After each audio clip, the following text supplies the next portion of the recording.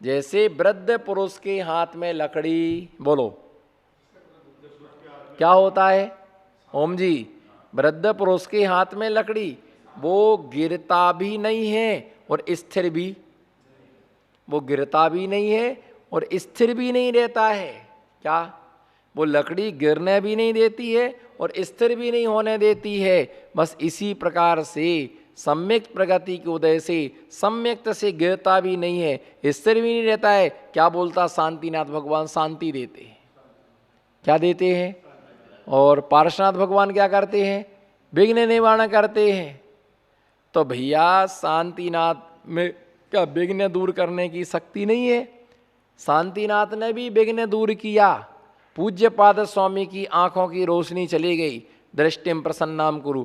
उन्होंने शांति भगवान की आराधना की और उनकी आंखों में क्या आ गई? रोशनी आ गई। ऐसी चौकी में था, आहार चल रहा था, वो गिरास का शोधन कर रहे थे, ऐसा रेसा आया इतना बड़ा, कपड़े का बिल्कुल महीन सा रेसा था।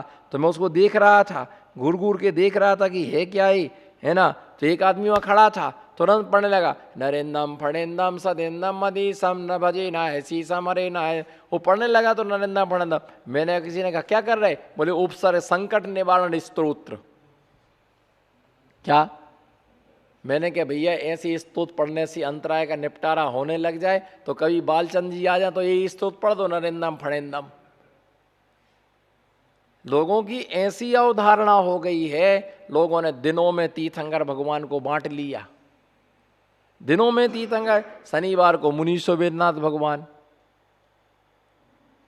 सोमवार को चंदापुर, रविवार को पारसनाथ भगवान। ऐसे दिनों में आदमियों ने भगवान को बांट करके रखा है। अगर ऐसा होगा तो नौ देवता है, 9 तीर्थंकर के पुष्पदंत, चंदा प्रभु है ना, इन तीर्थ सुपार्शनाथ, मुनीश्वर नैमिनाथ, शांतिनाथ, आदिनाथ, बाकी कोई तीर्थंकर काम के ही नहीं है क्या? है? बताओ, सब काम के। आप देखो, किसी ने पूछा मंदिर है यहाँ? बोलो मंदिर है। हाँ, कौन सा मंदिर है? मुनीश्वर भगवान का। वाह, क्या मंदिर है? बोलो वाह, क्या मंदिर है? अब दूसरे का मंदिर है। हाँ, कुंथ, कौन से भगवान का? कुंथुनाथ का। ऐसे मुंह बनाते कुंथुनाथ भगवान के नाम का मंदिर सुन करके। क्या वो भगवान नहीं है क्या? वो क्या वो तीर्थंकर नहीं है क्या? आदिनाथ, वो क्या जानदार मंदिर है। विमलनाथ का होगा मंदिर, तो क्या कोई मंदिर भगवान नहीं है क्या? वो लोगों को जोरदार भगवान चाहिए।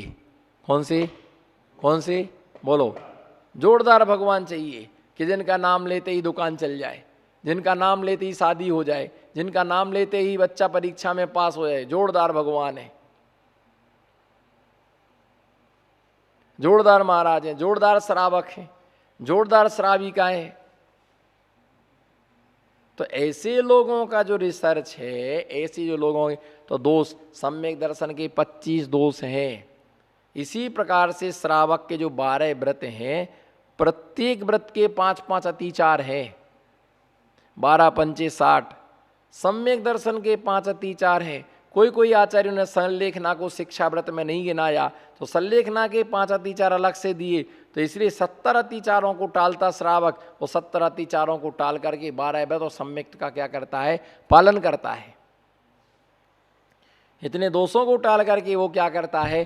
पालन करता है। मुनिराज की ऐसना समिति है, ऐसना समिति के सबसे ज्यादा दोष है। कौन सी?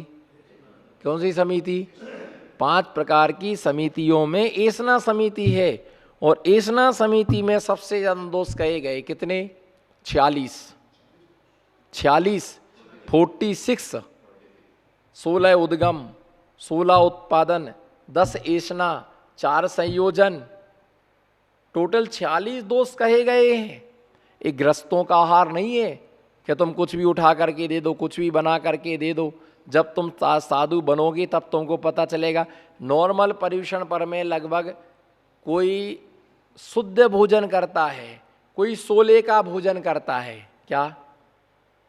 बोलो। कोई शुद्ध भोजन करता है और कोई सोले का। शुद्ध का मतलब होता है घर का बना हुआ। शुद्ध का मतलब क्या होता है? घर का बना हुआ। उसमें कपड़े चेंज करने की जरूरत नहीं है, छान के पानी धो करके बनाया, ये क्या है, शुद्ध है। लेकिन सोले का जो होता है तो उसमें कपड़े भी क्या होते हैं, सोले के होते हैं, वस्तु भी मर्यादित होती है ना, मन भी शुद्ध होता है, वचन भी शुद्ध होते, काय भी शुद्ध होता है। तो सोला और शुद्ध दोनों में जमीन आसमान का क्या है। घर में रहने वाले शुद्ध खाते, भैया क्या खाते हैं, शुद्ध खाते हैं। और महाराज लोग क्या होता, सोले का होता है, चौके में जो बनता है तो सोले का। पर्यूषण पर में मैक्सिमम लोग सोले में भोजन करते हैं, तो पानी कहाँ से ले जाते हो, कुआं से ले जाते हैं, ट्यूबवेल से ले जाते हैं, है ना। कपड़े चेंज करके एक आसन करते हैं, सोले का भोजन करते हैं। तो इस प्रकार से एसना समिति के कितने दोष हैं, 46। तो दोष टाल करके भोजन एक, और 32 अंतराय, कितने कितने 32 अंतराय, 40 232 अंतरायों को टाल करके मुनिराज एक ग्रास लेते हैं। और 46 दोषों के कितने दोष हैं, एक एक के 9 कितने, मन से, वचन से, काय से, कृत, कारित, अनुमोदना, 3 का 3 में गुणा करो, है ना, तो 9 हो गए। तो ऐसे 46 का 9 में गुणा करने से 414, कितने, हाँ 414। तो 4 शुद्धि व्रतों में सबसे ज्यादा उपवास एषणा समिति के हैं। हमने किसी को भोजन बनाने के लिए बोला हो, एक बोला नहीं हो, किसी से बुलवाया हो, है ना, मन से बोला, मन से सोचा हो, वचन से बोला हो, काय से किया हो, कृत किया हो, कारित माने करवाया हो, अनुमोदना की हो, किसी भी प्रकार से हमने भोजन संबंधी विचार किया हो, तो उस विचार का वह दोष मेरा मिथ्या हो। इसके लिए 1234 उपवासों में 414 उपवास एषणा समिति के साधु करते हैं। कितने, इतने दोष टालते हैं। कितने बार अंतराय हो जाता है, कितनी बार शुद्ध पदार्थ नहीं मिलता। किसी ने आकर कह दिया घी शुद्ध नहीं है, किसी ने आके कह दिया दूध शुद्ध नहीं है, किसी ने आके कह दिया कि दाल शुद्ध नहीं है। तो साधु ने सुनते ही उस चीज का क्या कर दिया, उस चीज का उसने क्या कर दिया, त्याग कर दिया। कई बार छोटी सी भूल बहुत महंगी पड़ जाती है। आचार्य सन्मति सागर जी महाराज के विषय में सुनने में आता है कि वो किसी गांव में थे। अब देखो संसार में कैसे कैसे लोग होते हैं। तो उस समय महाराज केला लेते थे। अब गर्मी का समय था, केला उस समय उपलब्ध नहीं हो रहा होगा, केला उस समय उपलब्ध नहीं हो रहा होगा। तो मालूम किसी श्रावक ने क्या कह दिया कि 10 रुपया का एक केला मिल रहा है, महाराज को रोज केला चाहिए। क्या 10 रुपये का एक केला मिल रहा है और महाराज को रोज केला चाहिए। इतने केला कहाँ से व्यवस्था बनाए। जैसे ही महाराज के लिए पता चला, महाराज ने उसी दिन से केला का आजीवन क्या कर दिया, त्याग कर दिया। बहुत सारी चीजें ऐसी होती है कि भैया कभी किसी प्रकार से बोला नहीं जाता है और चौका होता है। साधु का एक बार ये बताओ, आप जब एक आसन करते हो, क्या समझ में आ रही ना, 14 को एक आसन करना पर्यूषण पर में पहले का उपवास था। तो आपकी धर्मपत्नी क्या करती है, आपको पूरा थाली लगा लेती, सब सामान जमा देती है। और अगर कोई हल्ला मचा रहा तो क्या बोलते आप, बोलो आप, अगर कोई उदम मचा रहा तो क्या बोलते, भैया हल्ला मत करो, पापा एक आसन कर रहे हैं, भैया एक आसन कर रहा है। उस समय बिल्कुल सब तरफ से क्या होती है, शांति होती है कि भैया शांति से, कल का उपवास था, आज एकासना है, व्रत चल रहे हैं, तो बिल्कुल शांति से इनका एक वहाँ पास में बैठ करके हवा करके मना करके ये ले लो, ये ले लो, ये ले लो। और बीच बीच में बोलती शाम को पानी नहीं लेना है, बोलो शाम को पानी नहीं लेना, तो ये भी ले लो, नींबू पानी ले लो, एक गिलास ठंडा ही ले लो शाम को, तो बोलो ना फिर शाम को पानी नहीं लेना है, इसीलिए ले लो, आराम से लेना। कई लोग बैठे रहते हैं 1/2 घंटा और भगोनी में पानी रखे रहते हैं और वो पीते रहते बीच बैठे 2 माला भी फेल लेते। वही ऐसे भी लोग हैं। मान लो यहाँ एक आसन है, अब 12 बजे निपट गया, 1/2 घंटा और बैठे रहेंगे वहीं, वो पानी पीते रहेंगे, 2-3 माला फेल लेते हैं, उसके बाद में उठेंगे, क्योंकि शाम को, तो बोलो ना फिर शाम को पानी नहीं पीना है। अच्छा है कुंद स्वामी मूलाचार में एक गाथा लिख जाते कि महाराज आहार के बाद 1.25 घंटा वहीं खड़े रहो, अपने अपने खड़े खड़े माला पहन लो और माला पहनने के बाद शराबक तब तक अपना और काम कर लेगा, है ना, पर उसके बाद फुल पानी पी करके फिर आ जाना। नहीं, ऐसा मत करना। कटोरा लेके बैठे हैं, ओम नमो रिहंताड़म, ओम नमो सिद्धाड़म, ओम नमो आयरियाड़म, नमो अज्जाड़ा, सामय कर ली वही, सामय के बाद 3 कटोरा पानी पी लिया, अब चलो। ऐसा नहीं होता है। साधु को समय दिया कि तुम्हारा आहार, है ना, आराम से लो, देख कर के लो, सोच कर के लो, कोई दिक्कत का काम नहीं है। जितनी आराम से लेना उतनी आराम से लो। 144 मिनट में लौट के आ जाना बस। कितने मिनट में? 144 मिनट में लौट के आराम से लो आहार, कोई दिक्कत नहीं है। देने वाला खूब आराम से दो, परंतु विवेक और विनय के साथ में अपन बोलते हैं, थूक चढ़ जाता है ना, किसी प्रकार से। तो इस प्रकार से दोषों से, इतने दोषों को टाल करके ज़्यादा भी नहीं खा सकते, कम भी नहीं खा सकते, बराबर आहार लेना। ज़्यादा खाएंगे तो बार बार जंगल जाना पड़ेगा, कम खाएंगे तो कमजोरी आएगी। इसलिए अपना हमें क्या लेना क्या नहीं लेना। आप बोलते महाराज ने ये नहीं लिया, अब तुम्हारे अनुसार लें तो हम क्या करेंगे फिर? हमारी बॉडी किस चीज़ को स्वीकार करती है, हमें क्या चाहिए? रोज रोज अलग अलग मीनू, अरे क्या करना मीनू का? हमारी प्रगति के अनुकूल जो है वो देते जाओ। मीनू से हमें क्या करने का? कोई स्वाद लेने का क्या? क्या है रोज ये की सब्जी लौकी के नाम से बच्चों को चिढ़ होने लगी। और लौकी तभी आती है जब महाराज जी आते हैं। तो ये समस्त प्रकार के दोषों से टाल करके निर्मोहो क्या होना? एक निर्मोहो भव सर्वथा निर्मोही होना चाहिए। और जब कोई व्यक्ति दीक्षा लेता है तो संसार, शरीर और भोगों से वैराग्य होना चाहिए। किससे? संसार, शरीर और भोगों से इस जीव को क्या होना चाहिए? वैराग्य। और संसार, शरीर, भोगों से जब इस जीव को क्या हो जाता है? वैराग्य हो जाता है, तो वो अपने संयम का अच्छी तरह से क्या करता है? पालन करता। और इतना हमें अगर साधु बनना है, त्यागी बनना है, इस मोक्ष मार्ग पर चलना, तो घर में रह कर के भी हमें इतना अभ्यास कर लेना चाहिए। और साधु बनने की काबिलियत उसमें होती है जो घर में रह कर के भोजन पर कभी विवाद नहीं करता है। जो दिया उसको ले लिया। और इतना धर्म करने का, बैठने का, सामायिक का, स्वाध्याय का, प्रतीकमण का, घर में ही अपना इतना अभ्यास कर लेना चाहिए, इतना अभ्यास कर लेना चाहिए, इतना अभ्यास कर लेना चाहिए, घर में रह कर के इतना अभ्यास कर लेना चाहिए, ताकि हमको साधु बनने में, बैठने में तकलीफ नहीं जाए। भोजन पानी का एक आसन, व्रत, उपवास, ये सब का अभ्यास हमें पूर्व में ही हो जाना चाहिए। और अभ्यास रहेगा तो फिर तुम्हें किसी प्रकार से तुम्हारे मन में भ्रम उत्पन्न नहीं होगा। और साधना में किसी मोह से रहता हो करके, और कभी देखा देखी में दीक्षा नहीं ली जाती है। तुम लोगे तो हम भी ले। राजा आदि कुमार के साथ में कितने राजाओं ने दीक्षा ली थी? बताओ कितने?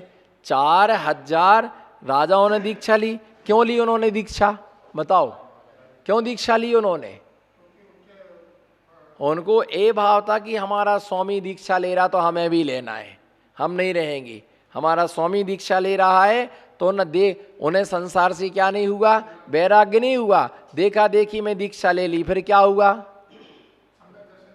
क्या हुआ? अरे सुनो तो, सम्यक दर्शन तो ठीक है, सम्यक दर्शन तुम एक तरफ टांग दो पहले। सम्यक जब वो बन तो गए, कहने को बाबा तो बन गए। अब बाबा बन गए, अब बने, अब भूख लगी, प्यास लगी, अब सहन नहीं हुई। अब आदिनाथ भगवान तो ध्यान में बैठ गए, अब उनको भूख प्यास सहन नहीं हुआ, तो उन्होंने पेड़ से क्या तोड़ लिए? फल तोड़ लिए और खा लिए, नदियों का पानी पी लिया। और ठंड लगी तो केले के पत्ते लपेट लिए पूरे शरीर में, सागौन के पत्तों का टोपा बना लिया, केले के पत्तों का पेंट बना लिया, और अपने लकड़ी लगा लगा करके सब पेन पान करके तैयार हो गए। वो तो सहन ही नहीं हो रहा। और तीर्थंकर भगवान की विशेषता ये है कि वो दीक्षा लेने के बाद में मौन ले लेते हैं। दीक्षा लेने के बाद वो किसी को बोलते नहीं है। आकाश से आकाशवाणी हुई, ये क्या कर रहे तुम लोग? ऐसा मुनि का मार्ग नहीं है। मुनि कच्चा पानी नहीं पीते, नदी का पानी नहीं पीते, बिना दिए हुए वस्तु को ग्रहण नहीं करते हैं, कर पात्र में भोजन करते हैं, ये पत्ता नहीं लपेटते हैं क्या? ये पत्ता नहीं लपेटते हैं, ये कंदमूल नहीं खाते। तो कुछ मुनि हो गए और किसी ने परिव्राजक धर्म अपना लिया, किसी ने दूसरा धर्म अपना लिया, भ्रष्ट हो गए। तो इस प्रकार से सदता नहीं है। तो यथाशक्ति जितनी शक्ति हो उतना ही कार्य करना चाहिए। जरूरत से ज़्यादा काम नहीं करना, किसी को दिखाने के लिए काम नहीं करना। तो निर्मोहो, सबसे ग्रस्त हो तो पहले पूरी गृहस्थी संभालो, जो फैलाया है उसको समेटो। तुम्हारे कारण से, मान लो तुमने दीक्षा ले ली, तुम्हारे कारण से घर में 8 लोगों को आर्त ध्यान रौद्र ध्यान नहीं होना चाहिए। उनकी व्यवस्था कर दो कि उन्हें किसी के सामने हाथ ना फैलाना पड़े, उन्हें किसी से मांगना ना पड़े, वो किसी प्रकार से परेशान ना हो। और फिर दूसरी बात ये रहती है कि जिस व्यक्ति का वैराग्य इतना मजबूत होता है, अपन को क्या करना दूसरे से, अपना अपना भाग्य, अपना अपना पुण्य, अपने अपने भाग्य से, तो दृढ़ता के साथ संयम के निर्मोही। तो मोह से रहित हो करके वो व्यक्ति भव सर्वथा उदासीनत्व, संसार के समस्त कार्यों से क्या हो जाता है? उदासीन हो जाता है। क्या हो जाता है? संसार के समस्त कार्यों से वो जीव क्या हो जाता है? समस्त कार्यों से वो उदासीन हो जाता है, संसार के कार्यों से विरक्त हो जाता है। तो ऐसी उदासीनता तत्व चिंता परो भवा, वो समस्त प्रकार की चिंताओं से क्या मुक्त होता है? आकुलता अनिसा राग देश मुझ व्याकुलता, क्रोध आदि दोषों से रह छूटने से। पहले तो ये छोटे छोटे क्रोध, मान, माया, लोभ, राग देश आदि, इन दोषों से हमें क्या मिल जाए? मुक्ति मिल जाए। क्या मिल जाए? मुक्ति मिल जाए। एक कुआं था, उस कुएं में कुत्ता गिर गया। क्या गिरा? उस कुएं में कुत्ता गिर गया। लोगों को पता चल गया कि इस कुएं में क्या गिर गया है? कुत्ता गिर गया। तो उस कुएं का सभी लोगों ने पानी पीना क्या कर दिया? बंद कर दिया। पहले इसके अंदर से क्या निकालो? कुत्ता निकालो। और कुत्ता निकाला, उसके बाद में पूरे कुएं का पानी क्या किया गया? खाली किया गया। अब पानी को पूरा खाली किया गया और उसके अंदर का मलमा निकाला गया। उस कुएं को अच्छी तरह से पानी से धोया गया। धोने के बाद फिर एक बार पानी आया, उसको भी अलग किया, उसके बाद उसका पानी उपयोग में लेना। एक कुएं में एक कुत्ता गिर गया तो उसका पानी अपन को सेवन करने योग्य नहीं है। उसका पानी से बीमारी, अनेक प्रकार के रोग उत्पन्न हो सकते। इसी प्रकार से जिस व्यक्ति के आत्मा रूपी कुआं में क्रोध रूपी कुत्ता गिर गया है, मान रूपी कुत्ता गिर गया है, माया रूपी कुत्ता गिर गया है, लोभ रूपी कुत्ता गिर गया है, उसका ज्ञान कभी निर्मल नहीं हो सकता।